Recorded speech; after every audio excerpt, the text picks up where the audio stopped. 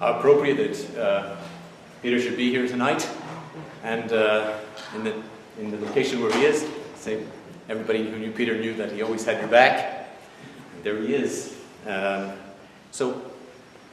Several years ago, I spoke with Rav Shmuel Kamenetsky, and he wanted he actually spoke here, and he mentioned that the term Balei Tshuva is not a very accurate term, because it really means the master of response. He said, you should really be called Balei Shaila, the masters of the question, because you're the people who ask the questions. And I've lost count of the number of people who've asked me during the course of the week, what exactly is a Shloshim? Right, so I think I'll just introduce the evening by explaining what the purpose of the Shloshim is, and some of the other terminology that surrounds death, dying, grieving, mourning, because I think there's a lot of confusion there. That might be a good way of setting the tone for the evening. Number one, right, the terminologies that are used, right? One, aninus, probably heard that one before. Person before the niftar, the one who has passed away, is buried. The person who is the mourner is called an oinein. There's no real translation for it. An oinein, aninus. And then there's the burial, of course, and then the Gemara says that there's a period of 3 days, shlosh yomim, 3 days, lebechi, for crying, right? That's part of the Shiva. And then there's the Shiva, what that's all about, for 7 days, and the Shiva then kind of rolls into the Shloshim. But each period has a unique function, and I think it's important to explain what that is in the short amount of time that we've allotted for each other. The oinen, the person who's an oinen, when you lose somebody who's close to you, you feel an enormous sense of loss. It's almost like you've lost a limb, and your whole world is thrown into disarray, and you need to be grounded. And that's the period of aninus, right? When there's no mourning yet. You're not ready to mourn. You're in shock. You're numb. And that's why it's an oni. Oninus means I have to focus on me, my existence. And then, after the burial, there's a period of bechi. Bechi means crying. Crying means it's emotional. I'm just pouring out my heart. Right? There's no response needed for that. Right? Just for a person to give vent to their feelings, to their grief. It's part of the Shiva, but it's only part of the Shiva. The rest of the Shiva, 7 days, Shiva, 7, that's what the 7 means. It's a time for integrating and meditating. But the bechi is very important. I'll explain a little further what the word bechi means. Bechi, the word besoich in Hebrew, means inside. Bechi means it's something that's coming from inside and very deep. Bechi, that's what the crying is. In fact, it's, I think, related to the word, it comes up a couple of times in Tanakh, right?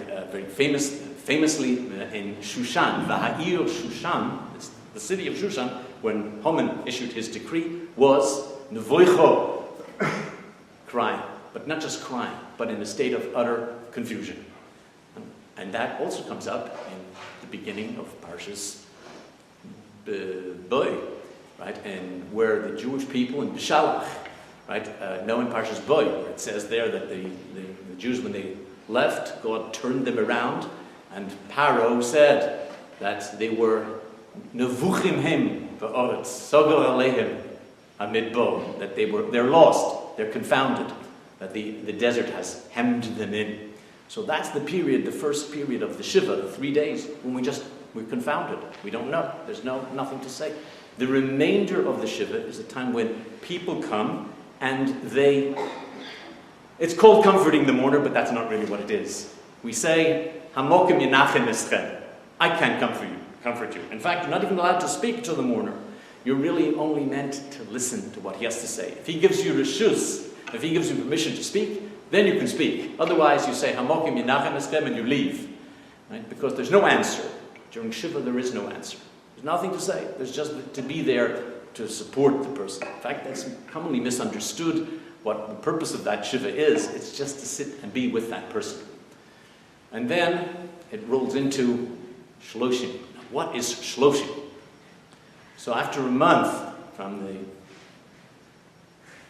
Patira, from the time of death, then there is, you have to understand, somebody last night said to me, why is it that's why Balei Teshuvah, Balei She'elah, why do we say Shalom Aleichem in the Kiddush Levana when we go out and we make the sanctification of the moon? Why do we say Shalom Aleichem? So,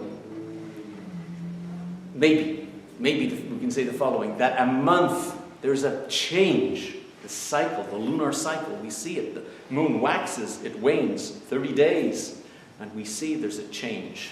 And that's true of life as well. There's meant to be a change. You shouldn't be the same person you were last month. So you say Shalom Aleichem to the person. I don't know you. Did I meet you before? You're a different person now. It's 30 days after the passing of a loved one, even though there's so much grief and tears, and there's so much distress there. And after 30 days, we need to revisit it. That's what Shloshim is. That's why it's called a Chodesh. Chodesh is Chadash. It's new. We're entering into a new phase. The Torah says, Bayaron, this is how we know there's a prescription for 30 days of mourning, because the Jewish people mourned for Aaron for 30 days. Vayivku Shloshim Yom, it says that they wept. They wept for 30 days to mourn the passing of Aaron. But that was it. Beyond that, there's no more mourning. And that is true of a husband and a wife. That's even true of a child. There's a special mitzvah from Yud Beis Chodesh, 12 months for a parent, but that's something that I'm not going into tonight. That's a 30-day period, and at the end of that period, we don't mourn anymore. How do we not mourn? Who doesn't remember Peter Weintraub walking into the room? And the room, right, it's like that, it's the beginning of the last week's parsha, Vayetzi Yaakov miBeersheva, Vayelech Harona, he left Beersheba, right? Rashi points out, what do you tell me he left Beersheba? How did you get to Haran if you didn't leave Beersheba? Because when somebody special leaves the city, you feel there's a radiance. That's what Rashi comments. There's a ziv, a radiance. It's Peter Weintraub. That's the radiance that has gone. Still here, but has gone. And what are we meant to think about that? How do we deal with that? That's really what we're working on this evening. That should be our takeaway. So, we talk about nichum avelim, and it's usually translated as comforting the mourner. I would prefer to give a different hesber, different explanation. The word nachum doesn't mean comfort. And I'll prove it as well from text, because it says, Vayibeshalach Paroi Sa'om, when Pharaoh sent out the people, it says he didn't take them by the shortest route. Right? He didn't take them, and he uses the word nachom. He didn't take them by the short, he didn't direct them. The word nachum, nochem, means to direct. So it means that we have to shift gears. We have to shift gears away from mourning and find a new direction. Direction that only the Rabbeinu Shalom, only the Almighty can give us. Hamokoim yenachem eskem. The Almighty will direct you. But the direction has to be away from the mourning. That is now in the past. He didn't take them derech Pelishtim, the way of the Philistines, because that was the wrong way for them to go. They needed a new direction. And that's what we need. We need to find a new direction. What should that direction be? That's what we have to think about. So I would suggest, something to focus us on, is that if you look, anybody think about who Peter was and what his contribution was, they all say the same thing. Right? There was everybody was Peter's friend, and Peter was everybody's friend. He had your back. He had your back. It's not so easy to have everybody your friend and to be a friend to everybody. In order to do it, you have to. There's a mission in Pirkei Avos. The mission in Pirkei Avos says, "Asilach rav," make for yourself a teacher. Peter had a lot of teachers. I was fortunate to be included amongst them. Right? Make for yourself a teacher. Kanel chacher, and find. Better than find me as acquire. Acquire a friend. and judge everyone favorably. The way to judge everybody favorably is by making them your friend. And that's why Peter was able to do that. There was never anybody that you would hear that Peter would say, I don't like this person. Right? He was friends with everybody because he judged everybody favorably. And the way you're judging everybody favorably is havedanes kol adam l'chavschus. You can look at the whole person. Peter had that unique quality, I think. Not unique, but certainly special, that he was able to look at every single person in the whole sense. Not just look at one aspect, but everything. Important lesson, I think, to take away. That is what Chazal, it's actually Shlomo HaMelech, says it in Koheles. He says, Tov Shem Mishem and Tov. A good name is better than precious oil. Good name is better than precious oil. Precious oil is something you put on and it gives you a nice smell, but then it's gone. But a good name is forever. V'yoim hamoves miyomi valdoi. The day of death. Hard for us to grasp that. Is better than the day of birth. Your life is complete. We can now look back at it. We can look and see what was accomplished and what wasn't accomplished. Tov leleches al beis ovel. It's better to go to the house of mourning, mileches al beis mishte, than going to the house of celebration. He says, soif kol adam. That's the end of all men. And the person who is wise, the one who is wise, Yitin aliboy, he will take that to heart. How do you take it to heart? How do you take it to heart? I would suggest that the qualities that we knew, Peter, are still with us. We should take those and put them into our own hearts. Right? That we will judge people l'chavschus, fairly, the way we would like to be judged. That we look at the whole picture, and that everyone can and should be our friend.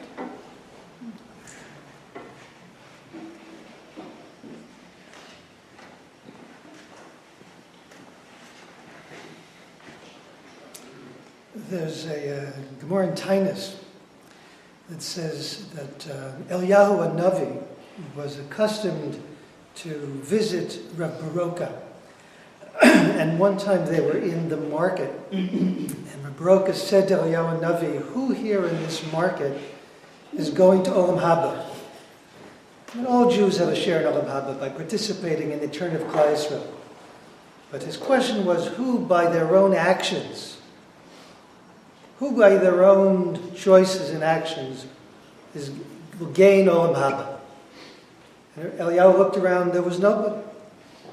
All that activity, commercial activity, people going and rushing and making plans and buying and selling, and none of it was meaningful, none of it had any resonance.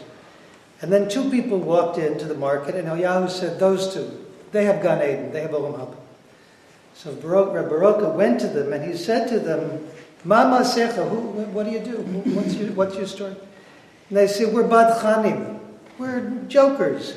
And whenever we see somebody who looks sad, who looks depressed, we cheer them up. Their names are lost to us. Their names are not famous.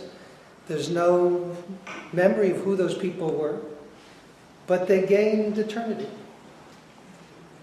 And as someone knows, I spend my life talking, but you should know words are washed away.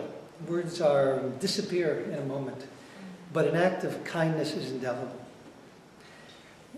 Several years ago, 5 years ago, I lost a grandchild. And during those times, many, many words of comfort were said to me. And when she passed away, many people's words of comfort to me, and I don't remember anything. But if I live to 100, I will never forget that when we first discovered she was ill, that Peter and Susan rushed over to our home to take care of our children so we could go to the hospital. And when she passed away and my daughter in her trauma couldn't sleep, that Peter came and took me out late at night looking for a pharmacy where we could find sleeping pills. I will never forget that. A chesed is forever.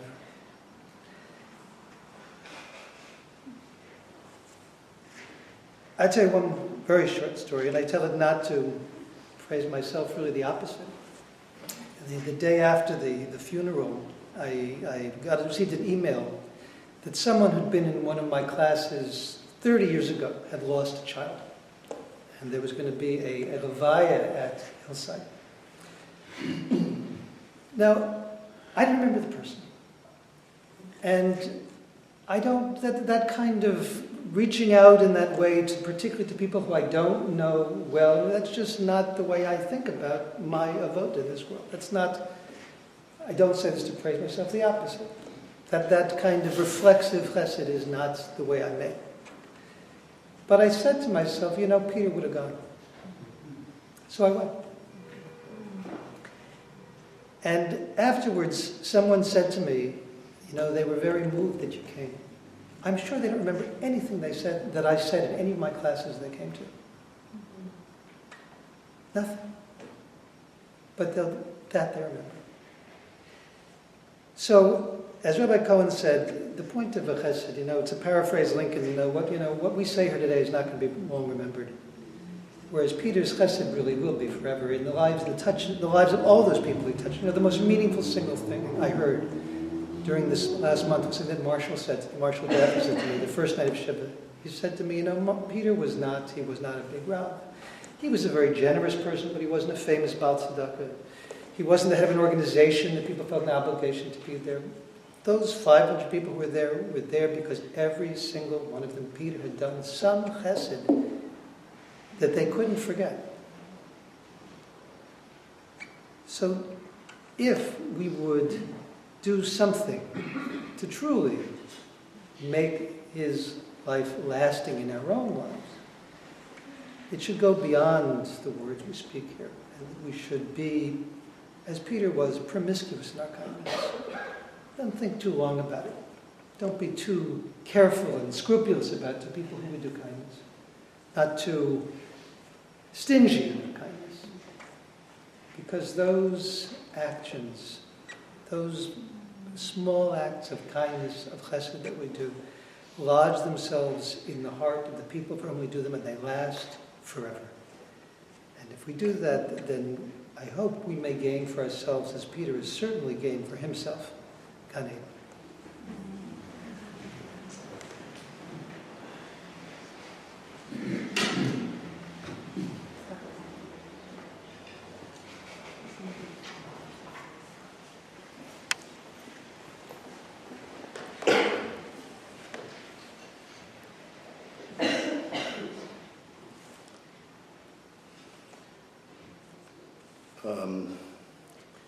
Rabbi Braverman, you made my getting up here much easier because I understand no one will remember anything I said. But I'm hoping that the things that I say with regards to Peter will resonate a little bit. The Medrash says that when a person passes away, that the Hashem, Shosha Adam Nifter HaKadosh Baruch Hu Omer L'Malachi Hasharis, Hashem says to his Malachim, go down and see what people are saying about the person that passed away. See what people are saying. They know Shemayim quite well, what the person did, what he didn't do, how he affected people. But every person projects in their own way something particular, something special about another person. See what they say. See how they talk about that person. Is he kasher haya, bal chesed haya? See what they say about him. And if they say good things, the Medrash says, miyad parcha mitasei l'mayla. His bed, where he's laying, is shot into the stratosphere, into the higher worlds. And that's one of the reasons why during these moments, during the Shiva, Shloshim, the Yortzeit, we get up to speak about a person that passed away. Because, as Rabbi Cohn pointed out, the times from the moment of person passing away There's designated times of Aninus and Shiva, the first 3 days, the 7 days, 30 days.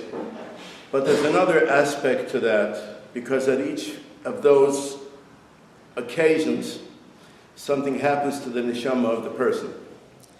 Before a person is put into the ground, as long as a person is in onein, they're not an ovel yet. And that's because the neshama of the person is now in a certain position and has to deal with certain things that do not yet prepare it for its final rest. But once a person is put into the ground, then the time of Avelis begins. Then the time there's a new opening now. The person now is prepared, and the person is ready to meet the Rebbeinu Shalom and elevated each day to a higher level. And the 7 days of Shivas, because as you all know, everything in Yiddishkeit and Judaism is divided, goes into phases of 7.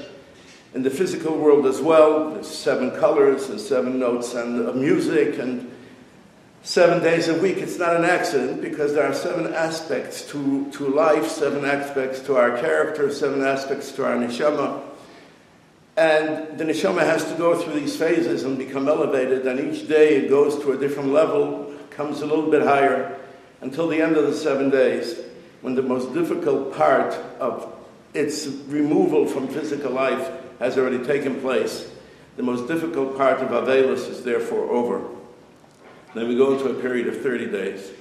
And at the end of 30 days, the neshama goes into a totally different realm and state of existence. And when that happens, and it becomes elevated, Hashem again says to the Malachim, go see what they're saying. Because depending on what they're saying, the Beis Din in Shemayim will make a different determination because of what people say down here. You know, the Gemara says sounds like a rather strange thing. It says that Rav, before he passed away, he said to Rav Shmuel Bashilas, he said, he knew that he was about to die. And he said that when you say a hesped, when you eulogize me, please be careful what you say. And he said to him, Achim behaspedoi, when you speak about me, warm up the people, inspire the people. Dehosum ka'imno, because I will be there. That's the translation of the words. Dehosum ka'imno, I will be standing there. In simple terms, it means at the time of a hesped, after the person passes away, at the end of Shiva, at the end of Shloshim, you don't really need a picture. Dehosum ka'imno, he is here. He is here hearing the words. That's a simple meaning. In greater depth, the Yehuda, some Sofer, and others say, Dehosum ka'imno, I am standing there.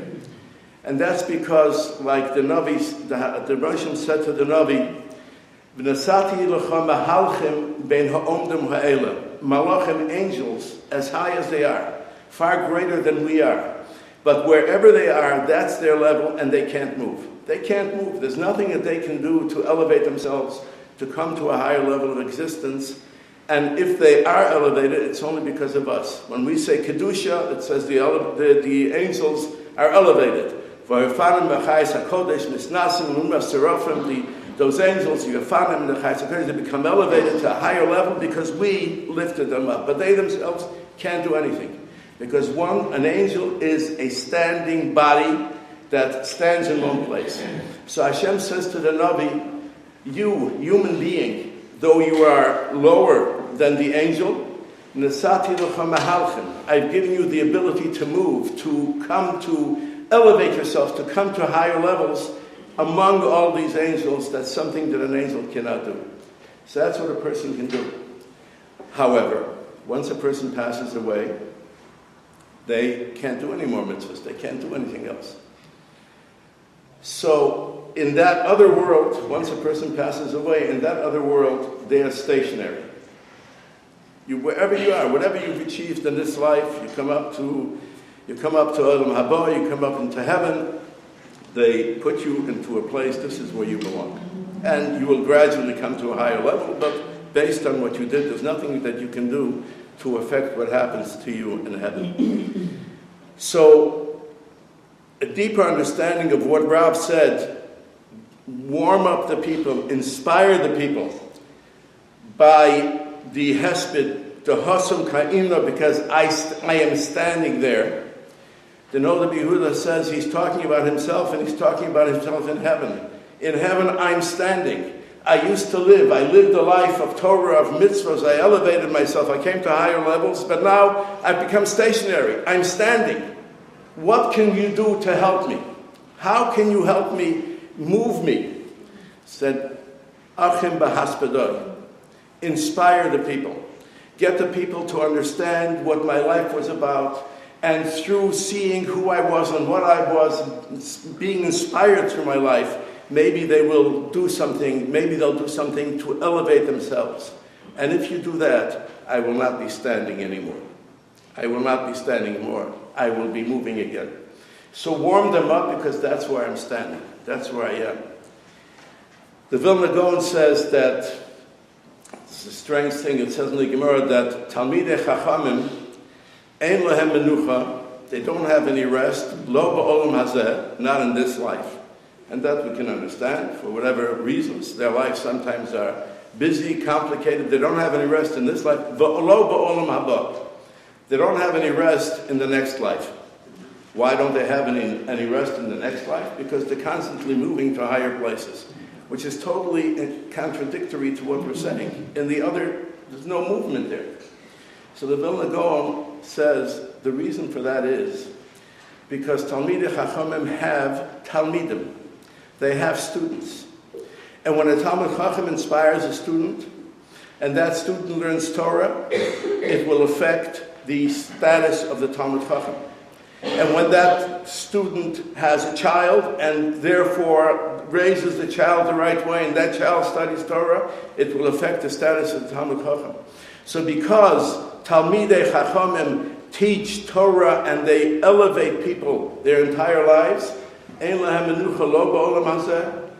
have rest in this world, and they don't have rest in the next world. They're constantly being elevated. We talk about Peter and his chesed, his reaching out to people, his caring for people.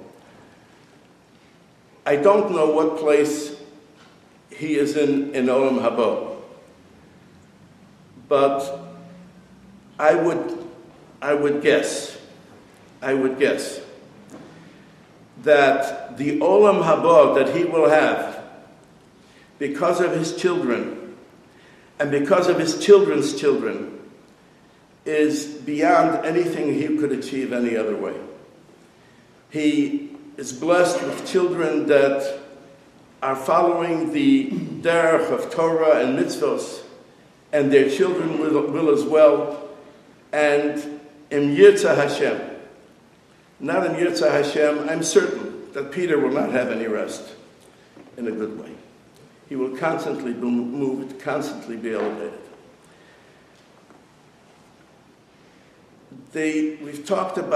We've heard about Peter, about his chesed, about the things that he did.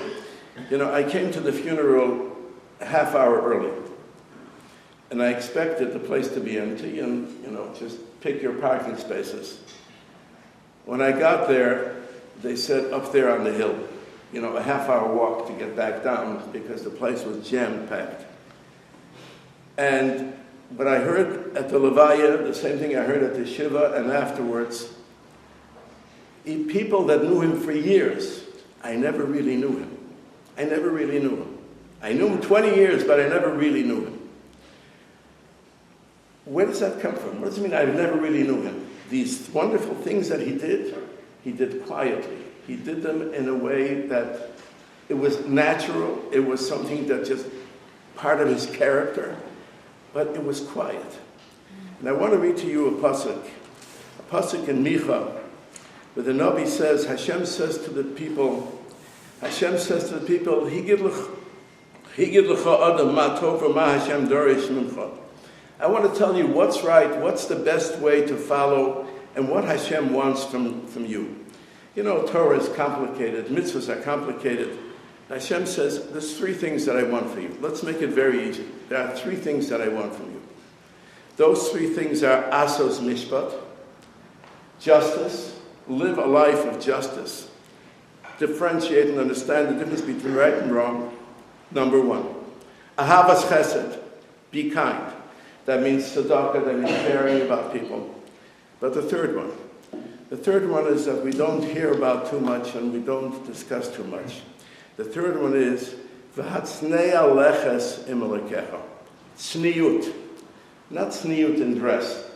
Hatznei means to be hidden, to be quiet, not to make a scene of yourself, not to stand out in the crowd, not to do mitzvot for your own honor, for your own kavod. And Chazal tell us that it's not just that we have to act that way with Hashem.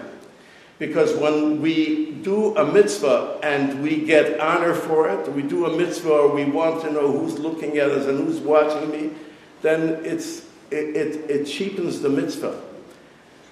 The mitzvah at its highest level is a mitzvah that's b'tzniut, a mitzvah that's quiet, a mitzvah that's between you and Hashem. You and Hashem, and if there's a recipient, then the recipient and no one else has to know. Hatznei aleches. And even the commentaries in the Mepharshim tell us, even Hashem acts in that way so that we learn from Him. It says an amazing thing in the Pasuk in Rus. It says that from Rus came Rus, met Boaz, and the whole Malchus, Beis David, and Mashiach is going to come from that. The whole destiny of the Jewish people depends on Rus meeting Boaz and them getting married. How does the Megillah describe their meeting? It says that she went out to look for a field, and the pasuk says the words in the pasuk are Vayika mikreho chelkas hasoda leboaz. Vayika mikreho means it happened to be that she picked a field that belongs to Boaz. It happened to be. It just happened. Coincidentally, she happened to pick Boaz's field. And then afterwards, the pasuk says that Boaz came from wherever he was, and he came up, and he happened to come to this field. And he happened to be where she was. It was a big field. And he happened to see her, of all people. It happened, it just so happened. The Alshich there explains that every moment since they came back, she and Naomi came back to Eretz Yisrael, every moment was under Hashem's guidance, and every time she looked and every time she walked out, it was Hashem watching and guiding her steps. Because the destiny of the Jewish people depends on this. How does Hashem describe what he did? Vayika mikra. Hashem describes it, she happened to meet him. That's called tzniut. That's when I do something and it's not about me, and I don't need it, I have it anyway, take it, it's not about me. And if possible, keep it as quiet as possible. So when you have how many hundreds of people coming together to a levaya, and everyone looking around, looking at, what are all these people doing here? What are all these people doing here? It's because every one of these people has some kind of a relationship, and no one knows what the other person has going on. And you have people that know him for 20 and 30 years say, I never really knew him. I never really understood him. That's a concept of tznius. That's something that we can all learn from, because when a person does a mitzvah and it's b'tzniut, it's quiet, and it's between them and Hashem, it's a different kind of a mitzvah. There's a nobility to that mitzvah. That mitzvah has an intensity that you don't have if it becomes known and becomes the talk of the town. And that's who he was, and that's how he acted. And there's another point that I learned, and I will say, among those others, I really didn't know him. But from what I saw and from what I heard, there's another very important point that's missing a little bit with some people. It's called Simchas HaChayim. Simchas HaChayim. Being happy with your life. Doesn't matter if you're rich, it doesn't matter if you're poor, it doesn't matter. Just be happy with your life. Be satisfied with what Hashem gives you. Appreciate what you have. Simchas Achayim. Every person is given, this is Hashem's guarantee, I have given you exactly what you need to function in this world and to come to the highest level that your neshama can possibly achieve. I've given you everything that you need. If you need wealth, I've given you wealth. If you need poverty, I've given you poverty. If you need health, you've got the health. If you need illness, chas v'shalom, you have that as well. Because every neshama, every person has a different avoda, has a different purpose in his life, and no two people have the exact same thing. And Hashem has given you exactly what you have to have. A person has to have simchas achayim. Hashem has given me what I need. And Eliyahu Dessler says an amazing thing. So the person has simchas achayim and he has an appreciation for what he has, that itself brings about chesed. Because the opposite person that doesn't have simchas achayim doesn't have enough. Why does that person have and I don't? He never has enough in what he has. So he always wants more. And if you want more, it's hard to give away. But if you have simchas achayim, and thank you Hashem for everything that you've given me, my cup runneth over. Well, if it runneth over, then it's something to spill into somebody else's cup. That brings about chesed. And I think all these qualities, his life of chesed, the tznius, the simchas achayim, the way he appreciated, she may be upset with me, but Sarah mentioned to me a few times that he put up with so much. She means from her. Because she was going in a direction that he wasn't brought up with. And she kept on pulling him more and more. And it was difficult for him sometimes. But he gave in. And I told her, I think one of the reasons is because of appreciation of who she is and what she is. And what she's done with her life. And the appreciation for his wonderful wife and his beautiful children, you saw it in him. And that's why when he walked into a room, the room lit up. Because his neshama lit up, because his simchas achayim, because of appreciation. Thank you, Hashem. Thank you for what I have. His simchas achayim, his chesed, his tznius. These are the things that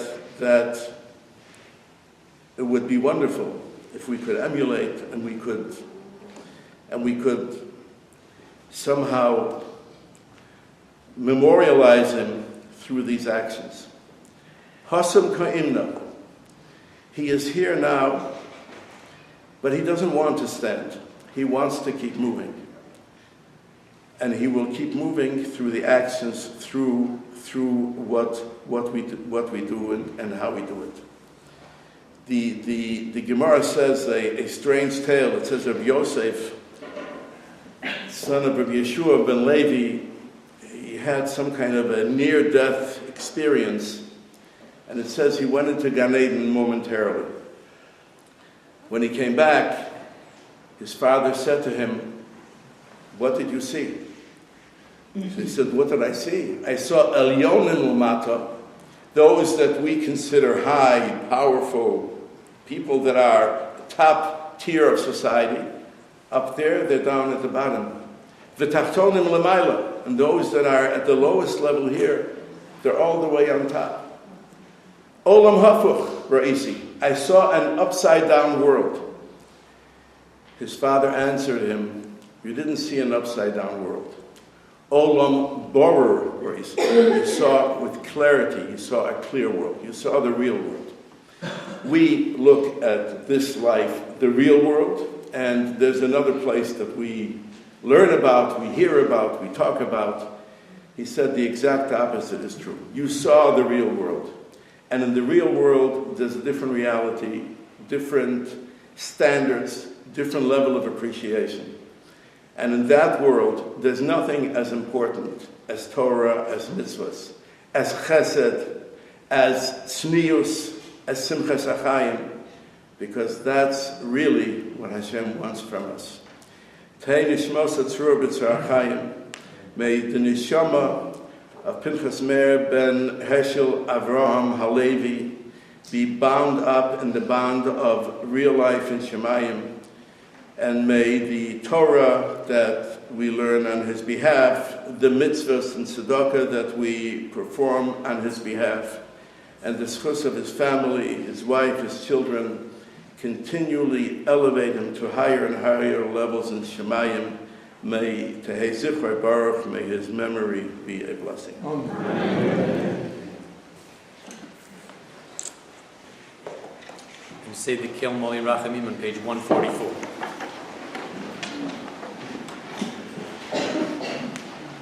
Kil Moli Rachamim, Shortei Bamarim, Hametzer Nuchonachonah, Tantei Ashachino, B'malais Kedoshim with the Hoyos of Rakiyam, Nazir Nishmas, Pintas Meir Ben Hoshum, Sholach Lo'Loi Babu Shekol Nispalim Bavaroi B'Schazeh HaKodesh Baruch Hu. And the sculpture is supposed to be on the empty Yemen Chosolachain Baruchim Mitzvei B'Session Chofov Le'Yamim V'Yitzlu B'Sulachayim Es Nishmosoi Adinai V'Nachal Asoi